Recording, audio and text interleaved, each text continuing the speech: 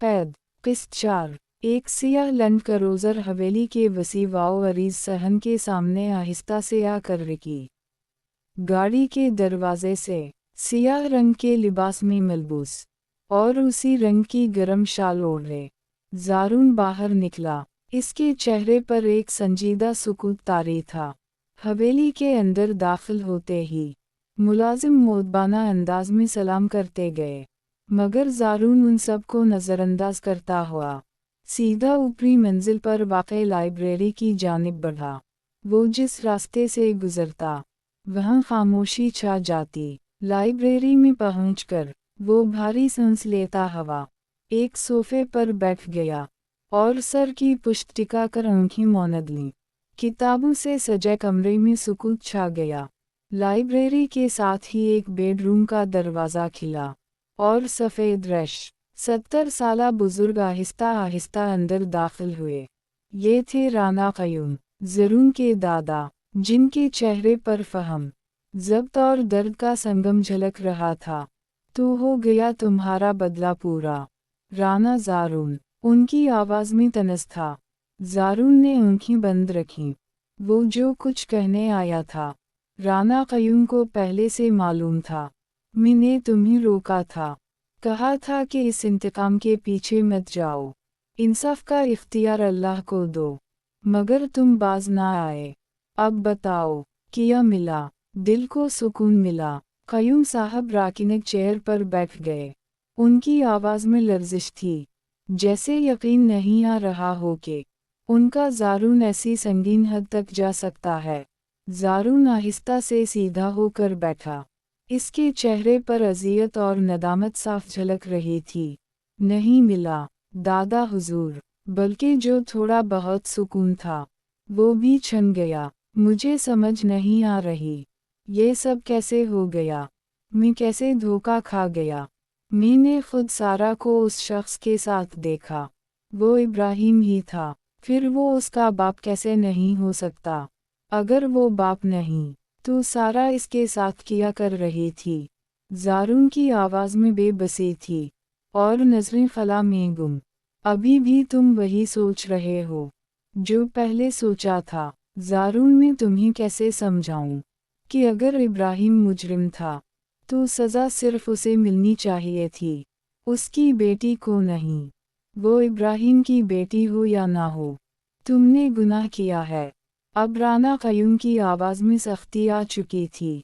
ज़ारून ने नज़रें नीचे कीं और नरमी से कहा, फ़िलहाल मैं किसी बदले के बारे में नहीं सोच रहा, बस सारा के बारे में सोच रहा हूँ। इसने दोबारा सर सोफे की पुश्त से टिका दिया और छत की जानिब देखने लगा। क़य्यूम साहब ने ठंडी सांस भरी। तो फिर जाओ, इस लड़की से माफ़ी मांगो, उसके घर वालों से भी। अगर वो कानूनी कार्रवाई करना चाहें तो अपने आप को पुलिस के हवाले कर दो। ज़ारून ने आँखें बंद कीं और होंठ मींचते हुए आहिस्ता से कहा, कर दूंगा, लेकिन पहले मैं सारा से बात करना चाहता हूँ। वो तेज़ी से उठा और दरवाजे की तरफ बढ़ा। खबरदार, जो तुमने अब कुछ और कहा उस बच्ची से। ज़ारून, ज़ारून, मेरी बात सुनो ज़ारून, क़य्यूम साहब पुकारने लगे, मगर ज़ारून उनकी बात सुनी करता हवा हवेली से निकल गया। पीछे सिर्फ क़य्यूम साहब की झंझलाई हुई आवाज़ बाकी रह गई। उसी शाम ज़ारून ने इस्लामाबाद से फ़्लाइट ली और कराची वापस लौट आया। दूसरी तरफ सारा यूनिवर्सिटी के लिए तैयार हो रही थी। जमीला खातून किचन में नाश्ता तैयार कर रही थीं और सारा कमरे के ड्रेसिंग मिरर के सामने काफ़ी देर से खुद को देख रही थी। बिलाशुबा वो बेहद खूबसूरत लड़की थी। लंबी घनी पलकें, दूध जैसा शफ़ाफ़ रंग, चमकदार ब्राउन आँखें और रेशम जैसे बिखरते हुए लंबे बाल। वो किसी भी नज़र को पल भर में रोक लेने वाली शख्सियत की मालिक थी। कभी वो जब आईने में देखती तो हंसती थी, अब आईना देखना जैसे एक सज़ा बन चुका था। वो खामोश हो गई थी। वो जो पहले आंसू बहाती थी अब अंदर ही अंदर टूटने लगी थी। उस वक्त भी वो हाथ में हेयर ब्रश थामे आईने के सामने बेहिस्वाओ हरकत खड़ी थी, जैसे वक्त थम गया हो। इतने में जमीला खातून कमरे में आई तो सारा को एक ही हालत में खड़ा पाया। वो आगे बढ़ी, नरमी से इसके हाथ से ब्रश लिया और इसके बाल संवारने लगी। सारा का सुकूत तोड़ा। सारा ने आईने में ही अपनी मुंह की जानिब देखकर एक मध्यम सी मुस्कुराहट दी। जमीला खातून जानती थीं कि ये मुस्कुराहट सिर्फ इन्हीं तसल्ली देने के लिए है, हकीकत का अक्स नहीं। मगर वो खामोश रहीं। गुजरा हुआ वक्त छेड़ना इन्हें मुनासिब ना लगा। चलो बेटा आ जाओ, मैंने नाश्ता लगा दिया है। ब्रश ड्रेसिंग टेबल पर रखते हुए इन्होंने सारा के गाल पर हल्का सा हाथ रखा और कमरे से बाहर चली गईं। पीछे सारा ने आहिस्ता से अपना बैग उठाया और सीढ़ियों उतरने लगी। अम्मी, आज मेरा टेस्ट है, नए टीचर आए हैं, बहुत सख्त मिजाज लगते हैं, दुआ करें मेरा टेस्ट अच्छा हो जाए। नाश्ता ख़त्म करने के बाद सारा दरवाजे की जानिब बढ़ी। जमीला खातून ने अपने दिल की गहराई से दुआ देते हुए कहा, मेरी बेटी का टेस्ट बेहतरीन होगा, इंशाअल्लाह देख लेना, सबसे ज़्यादा नंबर मेरी बेटी के ही आएंगे। सारा ने मोहब्बत से मुस्कुराकर मुंह का माथा चूमा और बाहर निकल गई। पीछे जमीला खातून दरवाजे की चौखट पर खड़ी रह गईं और नज़रें दरवाजे से आगे जाती अपनी बेटी के कदमों में दुआ के फूल बिछाती रहीं। इसकी दायमी खुशियों की तमन्ना लिए सारा अपनी पहली 2 क्लासेस ले चुकी थी। अब तमाम तलबा नए ICT के उस्ताद का इंतज़ार कर रहे थे, जिन्होंने आज पहला लेक्चर देना और साथ ही टेस्ट भी लेना था। सारा क्लास में किसी से गैर ज़रूरी गुफ्तगू नहीं करती थी। वो खामोश मिजाज लड़की थी, बातचीत कम करती और अक्सर फारिग वक्त में अपनी डायरी लिखा करती। मगर अगर कोई हम जमात पढ़ाई से मुताल्लिक सवाल करता तो वो ज़रूर जवाब देती, यहाँ तक कि दूसरों की मदद भी करती थी। आज भी कुछ तलबा आपस में गपशप में मसरूफ़ थे और कुछ जल्दी जल्दी टेस्ट की तैयारी कर रहे थे। अचानक क्लासरूम का दरवाज़ा खिला और एक नौजवान उस्ताद सियाह जीन्स और ऊपर से काली लेदर जैकेट में मलबूस अंदर दाखिल हुआ। तमाम तलबा एहतिरामा खड़े हो गए, लेकिन उनके चेहरे पर हैरत का रंग भी नुमायां था, खुसूसन लड़कियां, जो उसकी पुरकशिश शख्सियत से बेसाख्ता मुतासिर हो गईं। सारा भी दीगर तलबा के साथ खड़ी हुई, मगर उसकी नज़र अभी नए उस्ताद पे नहीं पड़ी थी।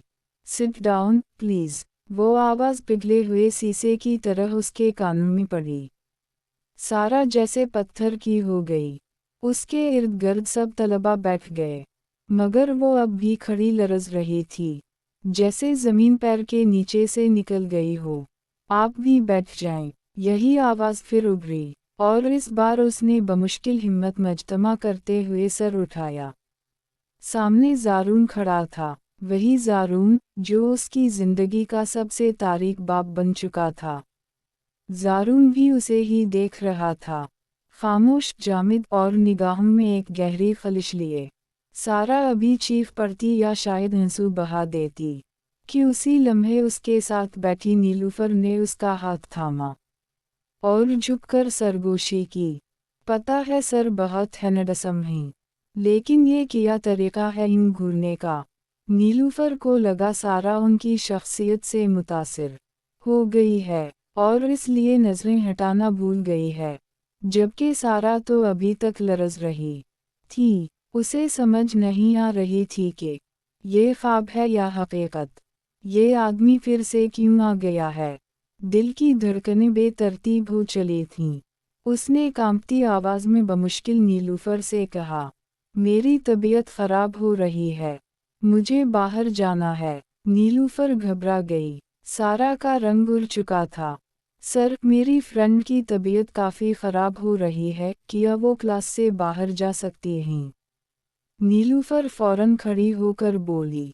ज़ारून अब भी सारा को ही देख रहा था, लेकिन उसका सवाल नीलूफर से था क्या हवा है आपकी फ्रेंड को?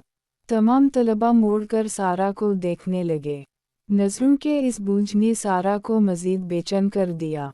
सर, इन्हीं सफोकेशन हो रही है, चक्कर भी आ रहे हैं। ज़ारून ने नीलूफर को बैठने का इशारा किया और हल्की तंजिया मुस्कुराहट से बोला, जी, जब टेस्ट की तैयारी ना हो तो सफोकेशन भी होती है और चक्कर भी आते हैं। तमाम क्लास कहा मारकर हंसने लगी। सारा ने गुस्से से ज़ारून की तरफ देखा और वो अब भी उसे ही देख रहा था। नीलूफर को ज़ारून की बात बुरी लगी। वो जानती थी कि सारा क्लास की सबसे काबिल तालिबा है।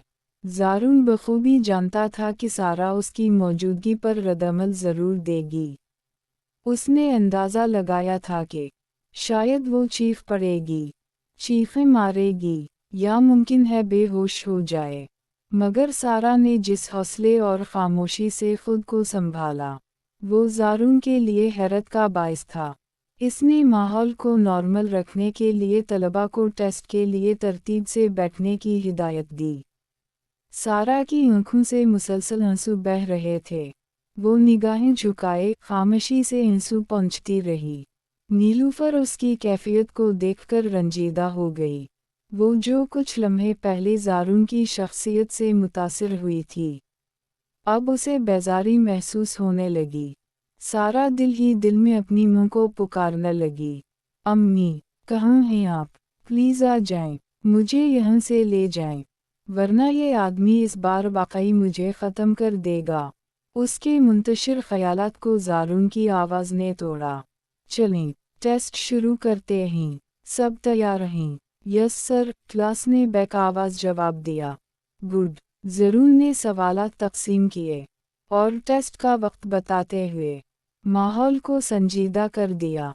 सारा के हाथ कांप रहे थे, मगर उसने कलम संभाला और लिखना शुरू किया। वो जितनी ख़ाइफ और घबराहट का शिकार थी, इतनी ही ज़िद्दी भी हो चुकी थी। उसने दिल में ठान लिया था कि चाहे कुछ भी हो, वो ये साबित करके रहेगी कि वो नालायका नहीं और उसे अपना टेस्ट आता है। कुछ देर बाद ज़ारून किसी काम से क्लास से बाहर चला गया और एक दूसरे उस्ताद को निगरानी के लिए छोड़ गया।